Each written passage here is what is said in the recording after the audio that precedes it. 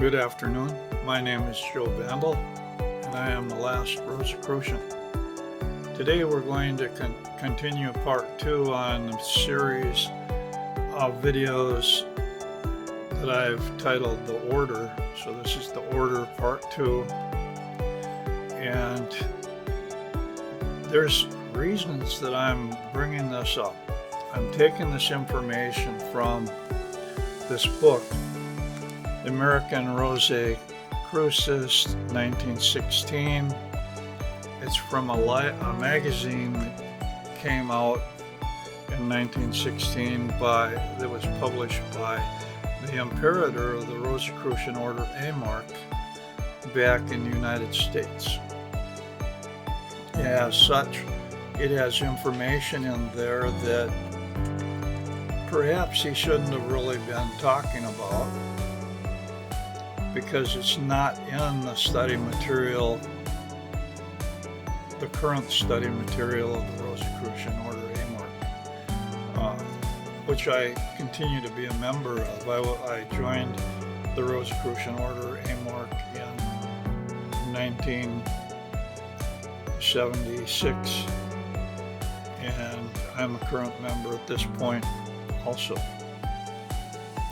And this particular type of material I never saw in any of the study materials, so it's just of interest. Also, especially because, as you're going to see, it talks about how he claims that their written records exist of these meetings and these orders or whatever organizations from way back in early Egypt. And at this point, I have no reason to doubt that, but it's kind of eye-opening to say, okay, here, potentially this material really shows the longevity of a passing down of certain types of information that goes way, way back. And that in itself is pretty interesting, especially how that ties in with world events, and how it ties in or does not tie in with the so-called elite and secret societies around the world of various types. So that's some of the reasons I think this is of importance to kind of share with, because not everybody has access to this information. So anyway, I'm going to continue reading here. This is basically, I'm just going to read straight from this particular issue of the American Rosae Crucis, and we'll just continue on. A gradual development in the existing beliefs could be more easily and permanently accomplished by establishing a school of philosophy, the students at which would put into practice the high standards decided upon. As in all ages, there were then those who might be called advanced thinkers, true philosophers, sages, and scholars. Many of these were students of the Rosicrucian doctrines as taught by Thutmose's predecessors, and they evidently had great faith in the final success of the principles. For when Thutmose proposed that the class, which had been meeting in his chambers, become a closed and secret order, there was no dissenting voice, and articles of limitations were established ere the assembly dispersed in the early hours of dawn. This grand council meeting, for such it is considered in all official records, occurred during what would be the week of March 28th to April 4th of 1489 BC, according to our present calendar.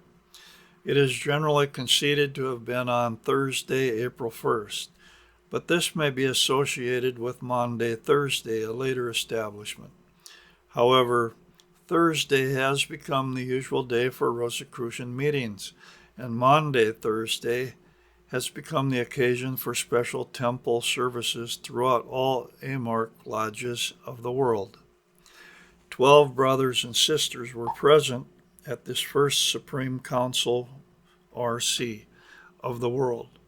The sisters being the wife of Thutmose III, known in the order as Mene, the wife of one of the brothers, and another who was a descendant of one of the rulers of a preceding dynasty. Therefore, there were 9 brothers and 3 sisters at this council, a combination of numbers very significant. No name was decided upon for the order, the records showing that the predominating thought was the maintenance of secrecy. The order was to have no publicity, required no propaganda other than personal advice to those whose presence in the order was desired, and as the one word translated into order, a secret fraternal body, was sufficient name for all purposes, we do not find any other term. This accounts for the widespread diversion of the name as adopted later. In so many of the documents issued by the Supreme Magus to the Grand Lodges throughout the world, the name of the order is seldom mentioned. The writer has noticed this especially in such documents as are given to a newly established Grand Lodge and which are translations of the documents prepared prior to 1326 BC. At this point, I'm going to just mention, the writer, that's H. Spencer Lewis, and he was just authorized to open a Rosicrucian movement in the United States. And so he was presumably, according to this, given transcripts or translations of ancient documents. So he didn't have the documents himself, but he supposedly had translations of those documents. And that's what he's commenting on throughout this these magazines. I'm just bringing that up as a point. In these, the idea of secrecy is so strong and predominant that the order is referred to indirectly and sometimes erroneously, or perhaps diplomatically, as it, the school, the brotherhood, and the council. Furthermore, many of these documents began with the announcement, I, brother of the Illuminati, with power decreed, do declare this manifesto, or with the salutation, I, F for Frater, Illuminati of the 12, I, Frater, Illuminati of the 12th degree. Very often these official manifestos are signed with peace profound, and sometimes F, profundus, or F, 12. These words not only show that the 12th or last degree was the last order within the order, known as the Illuminati, even to this day, but they also explain why some references are made to these documents as instructions of the Illuminati, which may easily be misinterpreted or carelessly interpreted as instructions to the Illuminati, as one sees them referred to in works published abroad in the 15th, 16th, and 17th centuries AD, where the order of Rosicrucius is designated solely by the term Illuminati. Okay, at this point I'm going to just break things out and say, my understanding is there are several secret organizations in the world, at least two, that claim to be the Illuminati. I don't know. I don't know. Uh, and are we talking about the elite?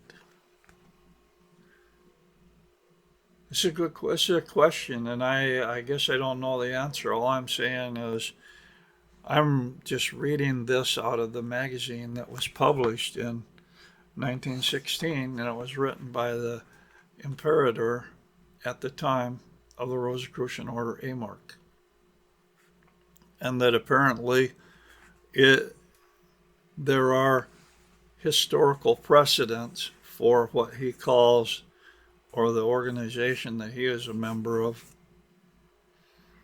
uh, calling themselves the Illuminati, even though at least the one with Meyrink, the German author, he started his own group that was called the Illuminati, as well as who knows. In other words, just don't jump to hasty conclusions on some of this, because I don't even know some of this, what to think on some of this stuff.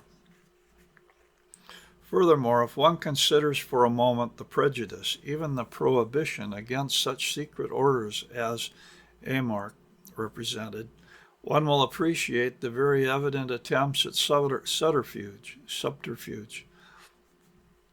Not only did certain religious organizations condemn all secret orders as works of the devil, but those orders or bodies which claimed to have rare knowledge of the sciences were severely criticized by the various open scientific bodies of the day.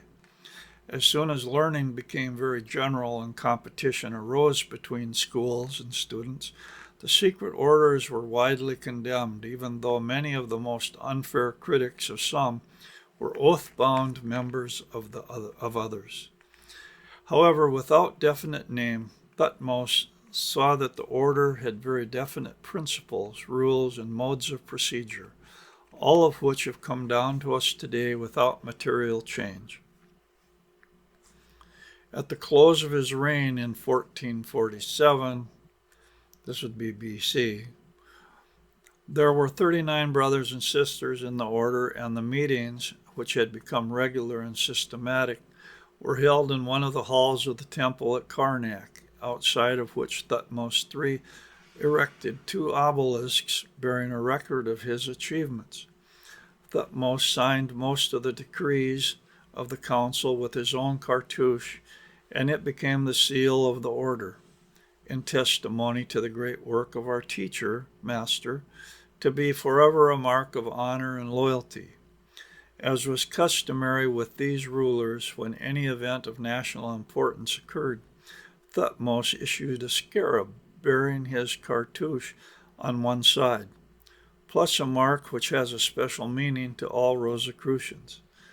This original scarab, which was used for hundreds of years in Egypt by various AMORC councils to impress the seal of the order in wax to all official documents, was given to the Grand Lodge of America along with other jewels and papers of an official nature, and is considered one of the rarest antiquities of Egypt now in this country. The order here is to be congratulated on having in its possession perhaps the oldest, if not the most sacred of all Rosicrucian jewels, one which has never been used by others than the supreme masters at Egypt, for it means virtually the passing of the master spirit from Egypt to America, as was planned by the founders centuries ago.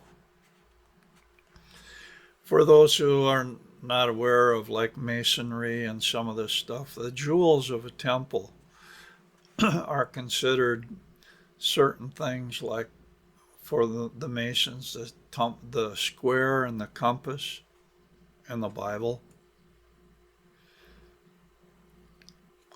So a seal that you could press into wax on documents is considered one of the jewels that he's talking about here. This seal appears on the stationery and official documents of the Order in America, along with the American Rosicrucian seal, and its illegitimate use constitutes a forgery according to the bylaws of the order throughout the world, punishable by a special decree of the masters.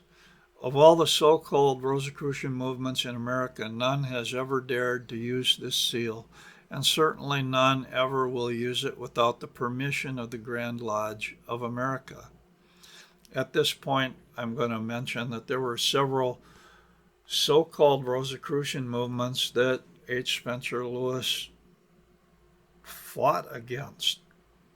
One by Max Heindel, for example, but from my memory, I'm thinking the Rosicrucian Fellowship was one of them, and I'm not even sure what some of the other ones, but none of the others were able to call themselves a Rosicrucian order. Only H. Spencer Lewis was authorized through the law to call AMORC the Rosicrucian order. So anyway, that's just something that I'm able to add from a position of being a Rosicrucian, a member of AMORC. In this connection, it may be explained that the obelisk in Central Park, and here I'm going to say that in California, there's a Rosicrucian Park that has a museum, all kinds of Egyptian artifacts, things like that. This is what he's talking about. Central Park, one of the two erected in Egypt by Thutmose III, and intended to stand someday in the country where the eagle spreads its wings, bears the cartouche or seal of the order, as well as many other authentic and instructive Rosicrucian signs. Before his transition, Thutmose III made his son, by Hatshepsut, co-regent. Thus Amenhotep II took up his father's work in the order about the end of September 1448 BC. In the month of March, the 17th to be exact, 1747 BC, Thutmose passed to the great beyond, having been king for nearly 54 years and being but 1 week less than 89 years of age. His mummy was found in the cache at Deir el-Bahari, and history acclaims him the greatest pharaoh in the new empire, if not in all Egyptian history. Amenhotep II ruled from 1448 to 1420 BC, and he in turn was succeeded by his son Thutmose IV, who ruled from 1420 to 1411 BC. Amenhotep III, son of the preceding, occupied the throne from 1411 to 1375 CB. That's got to be a mistake, so it's BC, and was the last of the truly powerful pharaohs or emperors. Upon the transition of Amenhotep III, the empire fell to his son Amenhotep IV, with whose history all Rosicrucians are greatly concerned. He was the last great master in the family of the founders, and the one to whom we owe the really wonderful philosophies and writings used so universally in all lodge work throughout the world. Amenhotep IV was born in the royal palace at Thebes, November 24th, 1378 BC. His mother Taya was of humble birth, but both he and his father paid the most sincere respects to her and were ever proud of designating her Queen Taya upon all monuments.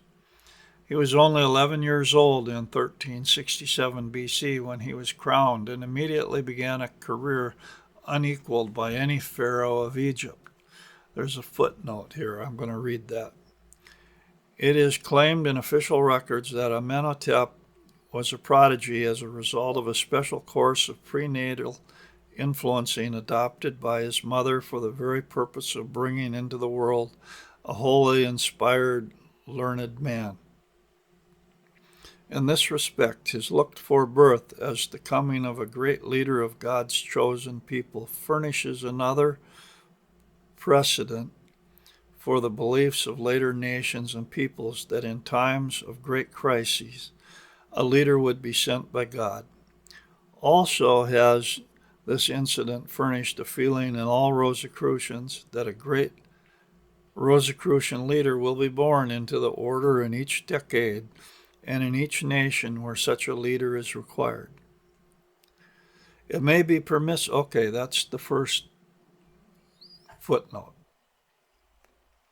His father, having been the master of the order for a number of years, built the great temple at Luxor and dedicated it to the order. He also added to the temple of Karnak and in many ways left monuments of testimony and praise. The order numbered 283 brothers and 62 sisters at this time, and at the time of the crowning of young Amenhotep IV, the master of the order was one Theopset, who remained in the office until 1365 BC. Amenhotep's installation as master by council decree occurred in the Temple of Luxor, April 9th, 1365 BC, at sunset, in the presence of his bride and her parents.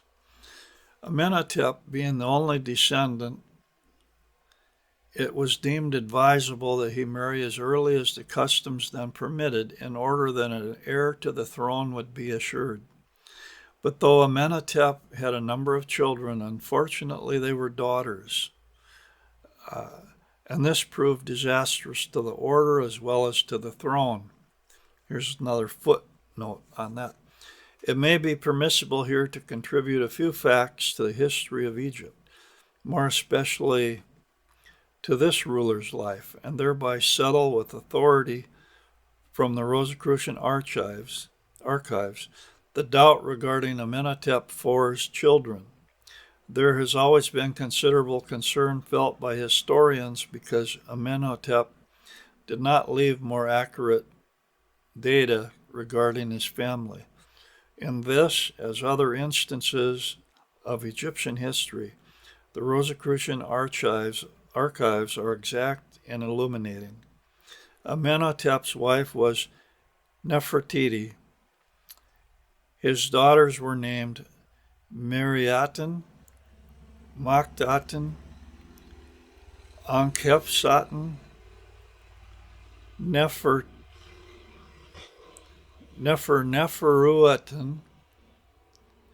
Tashira, Neferusten, Setementaten, and Baktaten. It's kind of a mouthful to say, and apparently a lot of girls. Anyway, that's the footnote. The life of this great man is too easily found in various histories of Egypt, especially Braisted's, who warrant space in this work, but his accomplishments for the order must be treated at least briefly. Rosicrucianism is not given to any belief in the special or unusual divinity of any man. It recognizes in the man Jesus only the same qualities, physically and spiritually, to be found in every other man, although it does recognize his superior mental abilities as evidenced by his teachings of the Rosicrucian philosophy and doctrines. But we do feel, perhaps as a result of our great pride, honor, and respect, that Amenhotep IV, our last foundation master, was unusually inspired with the laws of the divine principles, and that unto him was revealed the great truth. Born in a country whose peoples were given to idolatry, for the chief endeavors were those of building temples to gods of all kinds, it is easy to appreciate his attitude toward the existing religion or religions after he had been thoroughly instructed in the Rosicrucian philosophy. His mind and understanding were unusually keen, for in his 15th year he composed many of the most beautiful prayers, psalms, and chants used in the order today, as well as contributed to the philosophy and sciences. But to him came the inspiration of overthrowing the worship of idols and substituting the religion and worship of one God, a supreme deity whose spirit was in heaven and whose physical manifestation was the sun, the symbol of life. This was in accordance with the Rosicrucian doctrines, and it changed the worship of the sun as a god to the worship of the god symbolized by the sun. This was the beginning of monotheism in Egypt and the origin of the worship of a spiritual deity which existed everywhere, in everything, and was nothing of the earth, i.e., had no physical existence on earth in the form of inanimate or non-spiritual images. Arthur E.P. Weigall, Chief Inspector of the Department of Antiquities, Upper Egypt, in writing of the religion inspired by Amenhotep IV, says, like a flash of blinding light in the nighttime, the Aton, the sun symbol of the deity, stands out for a moment amidst the black Egyptian darkness and disappears once more, the first signal to the world of the future religions of the West. One might believe that Almighty God had for a moment revealed himself to Egypt. Truly, the religion of Amenhotep did not endure for long. Compared to the years of darkness, it was but a flash, for it died as a public and general religion when Amenhotep passed beyond the veil in 1350 BC. He too left many monuments to the glory of the order. First, he removed as far as possible all pillars to Ammon and all references to Ammon as a god. So thorough was his work that he did not hesitate to mutilate the work done by his father at Karnak and Luxor by effacing all reference to the god Ammon, even to removing the names of his father and mother where they were connected with such idolatry. This naturally provoked the populace, especially since Amenhotep substituted beautiful monuments to the living God. In the 5th year of his reign, when only 16 years of age, a sweeping reform was initiated throughout Egypt by his decree, which prohibited any other form of worship except that already mentioned. In one of his decrees, he wrote, "This is my oath of truth, which it is my desire to pronounce, and of which I will not say. It is false eternally forever." He then changed his own name so that it would not be inconsistent with his reform. Amenhotep meant Ammon is satisfied. This he altered to Akhenaten, or Ikhnaten, meaning pious to Aton, or glory to Aton. He built a new capital. Okay, there's a footnote here. The word or term Aton was adopted by Amenhotep to mean the exact equivalent of Lord, the same as Shekinah in the Jewish temples represented or expressed the presence or spirit of God. It is a strange coincidence that although Shekinah was adopted by the Jews and is still used by them in very Orthodox services, it was adopted also by Rosicrucians in Egypt many years previously and is referred to in the present day first-degree initiations in the order. Okay, that was a footnote. He built a new capital at El Amarna in the plain of Hermopolis on a virgin site at the edge of the desert. Another footnote. El Amarna is situated about 160 miles above modern Cairo along the Nile. Here was a bay protected on the west side of the river by the river in which lies a small island. As Amenhotep viewed the scene from his boat on the Nile, he is quoted as saying, "On the islands shall be pleasure houses and pavilions. On the mainland along the river, where is the strip of cultivated land, I shall place my palaces, rose gardens of my nobles. Beyond these, in the plains of the sand, I shall erect the temples and palaces, and further on, where the limestone cliffs in crescent shape enclose the city, I shall have the chariot drives, roads, and tombs." And so it was. Even today, the once famous chariot drives, tombs, temples, and palaces in ruins may be seen. That's the end of that footnote. He built a new capital at El Amarna in the plain of Hermopolis on a virgin site at the edge of the desert, and abandoned Thebes because it was the magnificent city of Ammon. At El Amarna, he also built a large temple for the order in the form of a cross, and a large number of houses for his council of the order. Here was the beginning of the monastic life, for within the boundaries of El Amarna lived 296 brothers of the order, each having taken an oath never to pass beyond the shadow of the temple.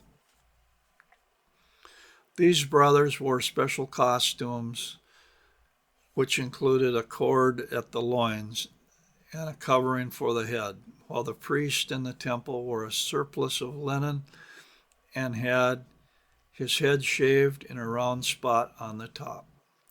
It is from this institution that all monastic orders, especially that of St. Francis, derive their methods, even their costumes.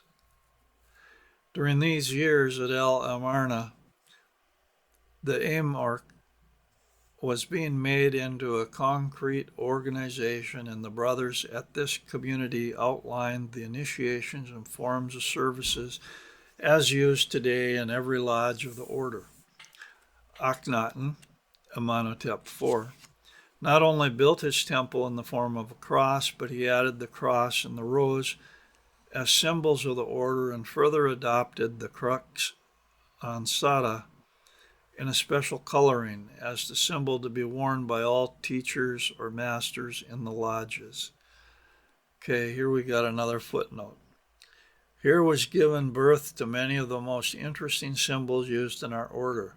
Amenhotep was passionately fond of his Persian rose garden and wandered in it daily for study and inspiration. His tribute to the rose, undoubtedly inspired by his close study of the unfoldment of his roses, is a masterpiece of admiration for the beauties of nature.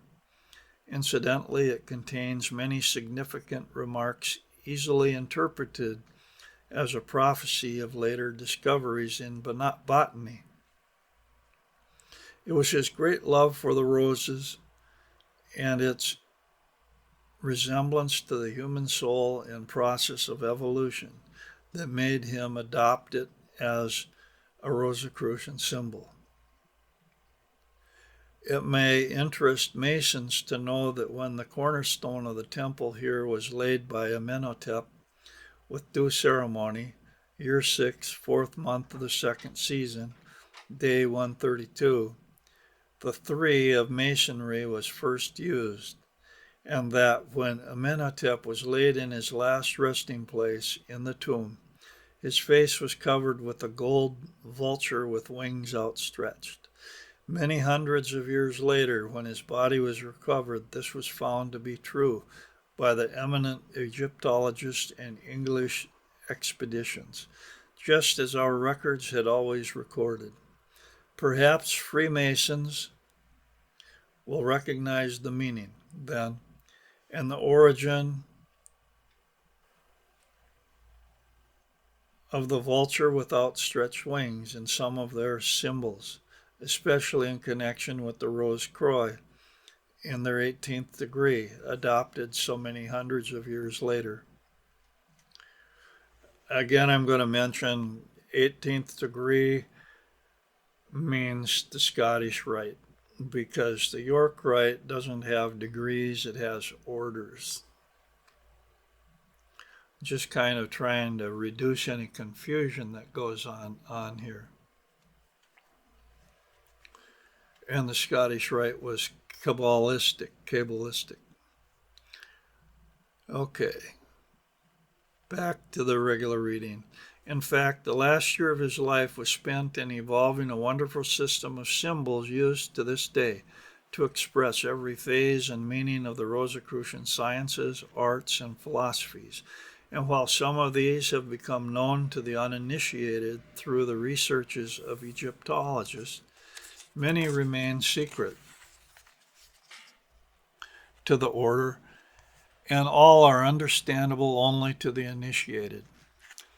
As a ruler of Egypt, our master failed utterly to check the desire for war, and by his attacks on the popular religion, he left the way open for invasion through lack of cooperation on the part of his subjects. As the crisis approached, our master foresaw the result and, sad at his neglect of political matters and his enthusiasm for the spiritual, he weakened his health, which seems to have been below normal, and he was finally forced to take to his bed in the month of July 1350 BC. Instead of using his mighty knowledge to regain his health, it appears from his last dictated writings that his constant wish was to be spiritualized, that he might be raised up to that plane from which God's symbol shone down upon him. He fasted, practically starving himself, refused the services of the physicians in the order, and prayed constantly. Then, on July 24th, late in the afternoon, while he lay with his right hand upstretched to God, pleading to be taken into the noose, he was seen by his brothers and sisters of the order watching there to be actually raised from his bed for a moment, and then to drop back in sweet repose with a smile of illumination upon his countenance. Thusly passed to the beyond our great master, who did so much and left so much for our order. He may have neglected Egypt politically, but she will always remember her young pharaoh, whose 28 years left its art and architecture, its sciences and philosophies so greatly changed and improved. His reign was like unto the Renaissance of France, and even the hieroglyphics and art show a vast improvement based upon the principles of truth. In the time of his crowning, he took the title of Amenhotep, king, living in truth, which was the Rosicrucian phrase of fidelity as it is today, and he passed onward to the other life in truth.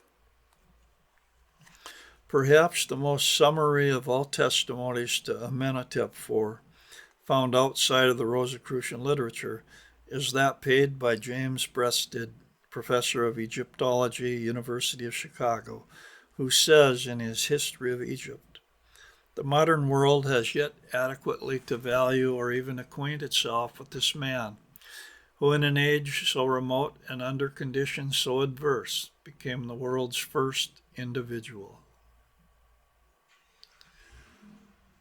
The growth of the order. At the close of the first epoch of the order's history, ending with the transition of Amenhotep IV, or Akhenaten, in 1350 BC, there was but one lodge, that which met in the temple at El Amarna, and the brothers and sisters numbered 410, which included the officers of the lodge and the members of the Supreme High Council. Plans had been made for years for the establishment of other lodges in various countries, but in those where a lodge could have been established by one of the Egyptians who would have traveled there, war was raging and conditions were against any such institution. Greeks were coming to Egypt to study its philosophies and become acquainted with its learning. Many of them sought entrance into the order, but it appears from various council decisions that they were not admitted because of unpreparedness. Benedictus Figulus, a brother of the order who made a very exhaustive study of the growth of the order, wrote, about the year 1680 A.M., the Greeks went to Chaldea and Egypt to learn this philosophy, but after learning a little, they became so puffed up and proud, depending more than was meet on their own understanding. This seems to have been the result most feared by the council there, just as it is today. So many are ready to grasp at the first principles and then think of their minds capable of building a philosophical structure upon the foundation, cease to be students, and at once become teachers, each having a distinct, incomplete, and erroneous philosophy or ism. Naturally, there will be heretics in every school of thought, but an heretic is one who diverges from the established teachings only because of a thorough knowledge of such teachings, and to such we may turn for helpful criticism and suggestions at times. But we must be delivered from the bigoted student who rises above his fellows and places his superior mind and judgment above the experienced understanding of his teachers. For many years the order progressed, but little. Amenhotep IV left the work in the hands of competent teachers, and as the years passed by, a few were admitted and initiated, while the great teachings were being transcribed in symbolism and a special secret alphabet. There being no male descendants of Amenhotep IV, he was succeeded by his sons-in-law as pharaoh, and at the close of the 18th dynasty, the religion of Amun had been established once again, while the dreams and hopes of our master were confined to the order and its succession of teachers. During the 19th dynasty under Seti I and Ramses II, considerable tolerance was granted to the order in Egypt, but gradually a feeling arose against its secret power, and the lines of activity had to be drawn closer and closer. Fortunately, in the order at the time of the transition of Amenhotep IV was a sage named Hermes. So great was his learning, and yet so mystical his many writings, purposely veiled so that they might be of value only to the future initiates, that the uninitiated minds of future years arose and acclaimed Hermes a myth. And there are those today who try to establish his identity with that of the Egyptian god Thoth. However, it is the author's pleasure to state now that which has never appeared in print before, and which has perplexed investigators for centuries, the birth date of Hermes, the thrice great man. He was born in Thebes, October 9th, 1399 BC. He lived to the age of 152, dying in the Rosicrucian monastery at Amarna on March 22nd, 1247 BC, and his mummy lies among others in a cache in the vicinity of El Amarna. He was thrice great because he lived to attend the installation of Amenhotep IV as a Rosicrucian master, became master himself upon the latter's transition, and in 1249 BC installed one Aton Amun as master of the order. It was at this time that Hermes completed his writings, especially the 7 books and tablets which were found and brought to light in 400 AD, and which were upon diverse chemical and physical subjects. In 1203 BC, several of the brothers of the order, who were of the Illuminati, were commissioned to go into other lands and spread the secret doctrines by the establishment of other lodges. it was quite apparent that Egypt was to be subjected to a devastation and that its great learning might be lost.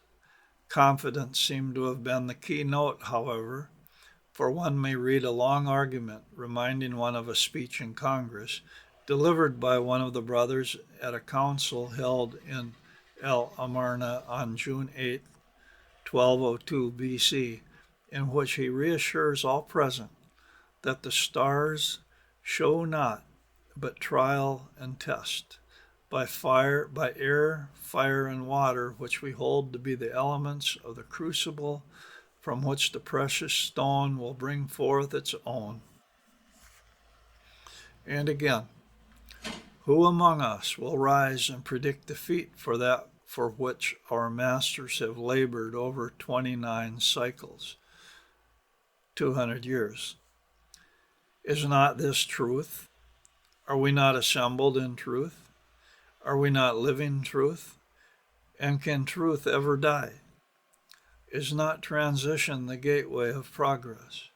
And can the crucible do more than bring about a physical and spiritual transition, a transmutation of the principles for which we have pledged our lives? It was finally decided that no undue haste should be sanctioned in permitting the brothers who have gone abroad to establish lodges, but rather that those who travel here in search of the light should be tried, and to those found qualified will be given the commission to return to their people and establish a lodge in the name of the order. So in other words, instead of Egyptians going out into other lands, they're going to start teaching the people that came to them. It was this dictum, known as the Amra, that in later years proved the wisdom of the counselors at this meeting, for it not only became a hard and fast rule, but made for the success of the plans of propagation. It was in this wise that the phrase travel east for learning or light first came into use, for those who soon began to travel to Egypt came from the west. About the year 1000 BC, there came to Egypt a character whose name is recorded as Salomon, but who was identified in later years with Solomon. The records show that he had come from the west, had traveled over many lands and across waters. He was of a nation which was large and important, situated in some very distant place. All this is indicated from the report he made to the representative of the order,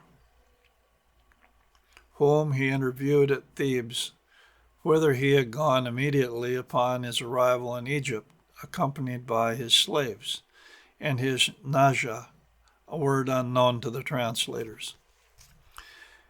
He desired instruction in the higher Egyptian sciences and philosophy and was directed to El Amarna with a letter of introduction from the intendant at Thebes. He reached El Amarna on the 4th day of June, 999 BC, and after an examination was admitted into the order on June 12, 999, under the name of Salomon, the youthful seeker. Solomon did not complete his studies, for it is reported that he left El Amarna before the 4th examination. Was this prior to passing into what is now known as the 4th degree? He left upon his brothers and sisters a definite feeling of love, wisdom, and virtue, and all were grieved at his sudden but announced departure. The next word of him is as a resident at the royal home in Bubastis in the delta where Shishak I or Shishonk had established himself. This was in the year 952 BC again, and Solomon is referred to as an instructor to the Pharaoh's son. This is probably a mistake in translating, for in another place he is referred to as advisor in political matters, and this seems more probable in the light of future developments.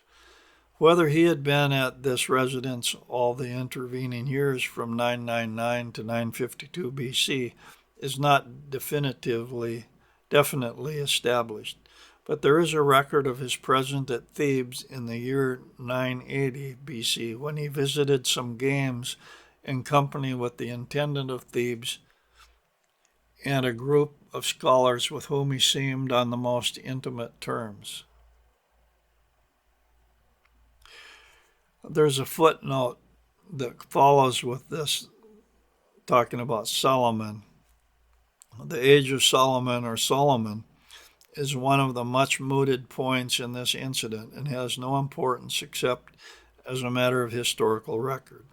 Fournier, the historian of the Rosicrucian Grand Lodge in France in the years 1132 to 1134, wrote, "Since there is no record that an age limit was established for initiated at El Amarna, we can only suppose that the Egyptian customs or laws regarding the age for marriage and title applied in this case also. 12 was the usual age for males to claim individuality, and our master Amenhotep IV was but 11 when he was crowned. Therefore, it is possible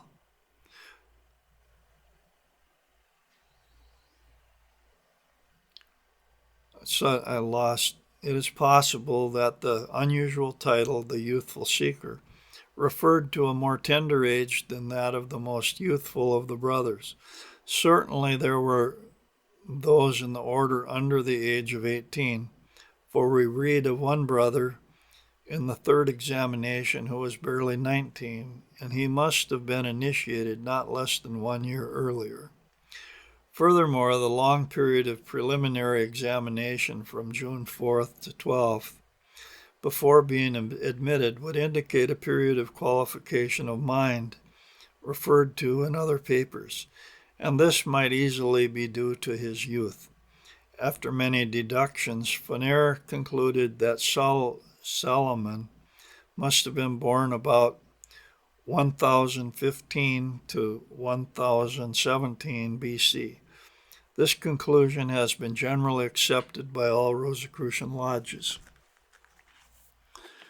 Okay, back on to the next part here. Solomon seems to have been greatly influenced in Thebes and Bubastis by the religion of Ammon, and conceived a form of philosophical religion which was a mixture of the Rosicrucian monotheism and the Egyptian idolatry. To him, the sun became more than the mere symbol of a god. It was the living, vital spirit of God. And while not the god, it was the god's ethereal body. This would indicate that Solomon conceived God as being A, personal rather than impersonal, as Rosicrucianism taught, and B, dual, body and spirit, Father and Holy Ghost. Shishak I secured Thebes in 951 BC and appointed his son priest in the religion of Ammon, and gave his daughter to Solomon to wed. This is the first mention of any of Solomon's wives, and she may have been his first wife. At the close of 951, or early in 950, Solomon departed for Palestine, where he became a mighty power, and with the prearranged plan permitted Shishak I to rule over his people. The history of Solomon, or Solomon, in Palestine is too well known to warrant any further comment except on one point. 5 years after Solomon began his rule in Palestine, or about 945 BC, he completed a temple there in which to house a society, or brotherhood, such as he had found at El Amarna. An examination of the plans and cross-section views of the so-called Solomon's Temple shows it to be not only typically Egyptian in architecture and decoration, but copied after the Rosicrucian temple at El Amarna, even to the location of the altar, with the exception that the side structures, which made the original building a cross, were eliminated in Solomon's plans.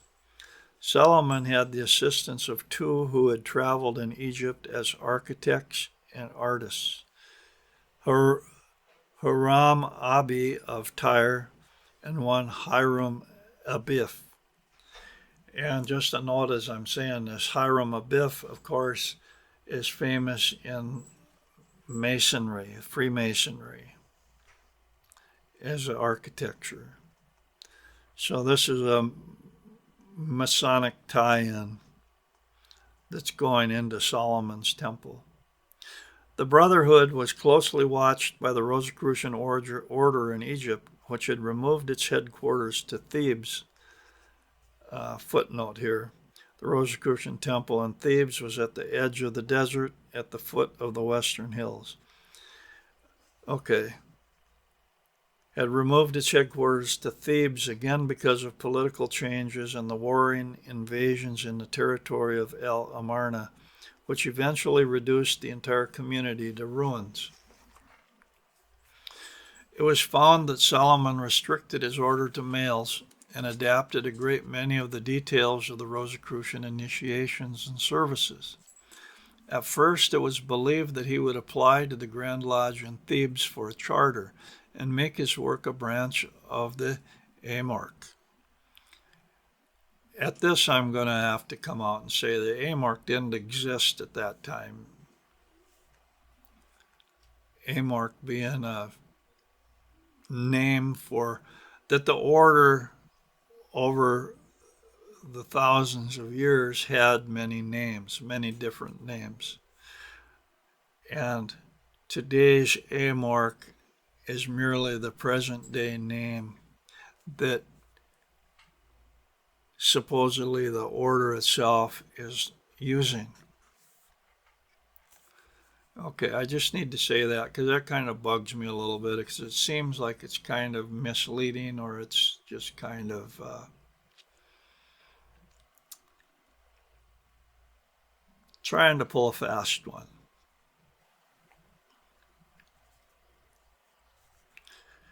Of the growth of the Solomon Brotherhood, as it was officially called in all ancient Rosicrucian documents, one may read in all literature bearing upon Freemasonry how it has evolved into a semi-mystical, speculative, secret fraternal order of power and great honor, gradually altering the principles laid down by Solomon.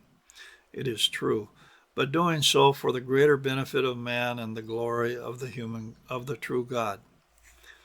Thus did Rosicrucianism in its pure form fail to reach Palestine at this epoch.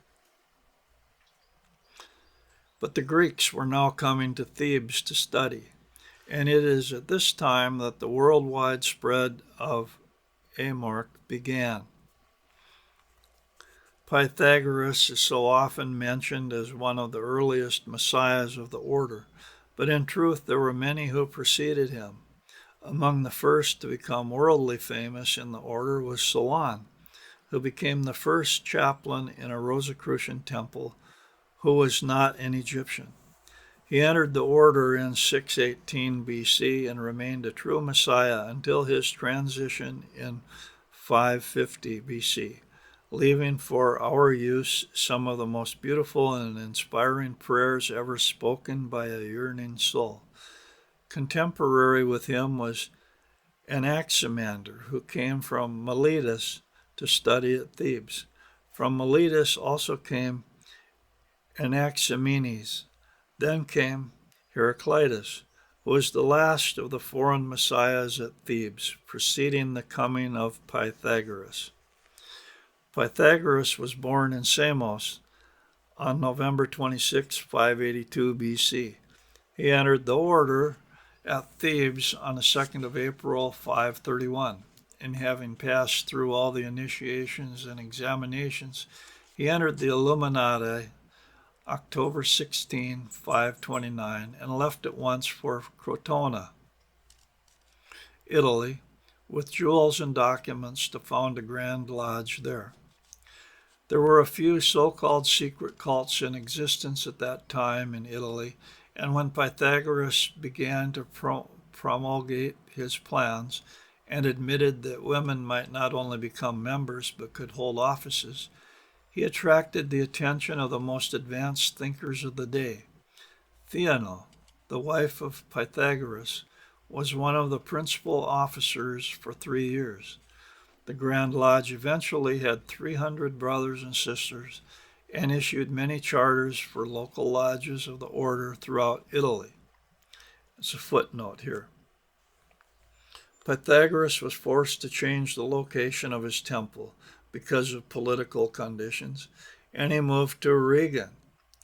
But this was of no avail, and the annals of the Rosicrucian history record no sadder event than the political assassination of Pythagoras. For in 500 BC, his entire temple was burned and destroyed while a service was being conducted, and the great master's body was found on the altar holding to his lips the Rosae Crucis. The order continued in secrecy, however, and flourished again the next century in Taurus.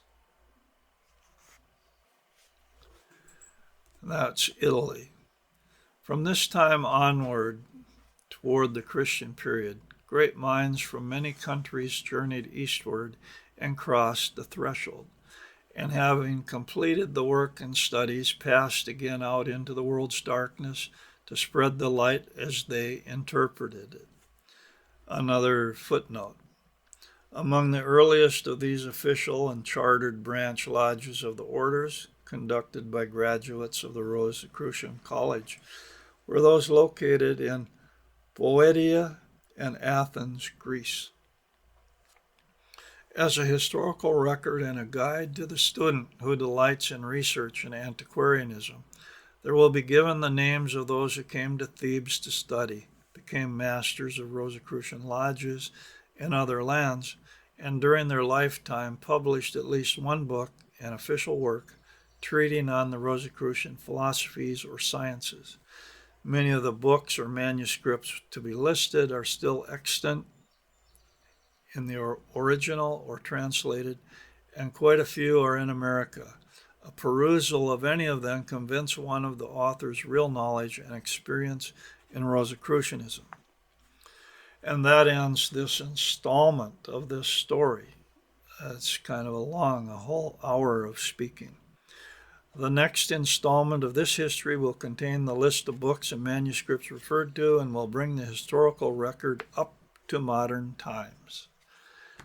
I hope you are finding this of interest because there is so much misinformation out there on subjects such as the Rosicrucians, the Order, the Illuminati, Freemasonry, secret societies, and I'm just sharing something that was written by H. Spencer Lewis, the Imperator of the Rosicrucian Order, AMORC, of which I joined back in 1976 when I was 19. Anyway, till next time. Thank you.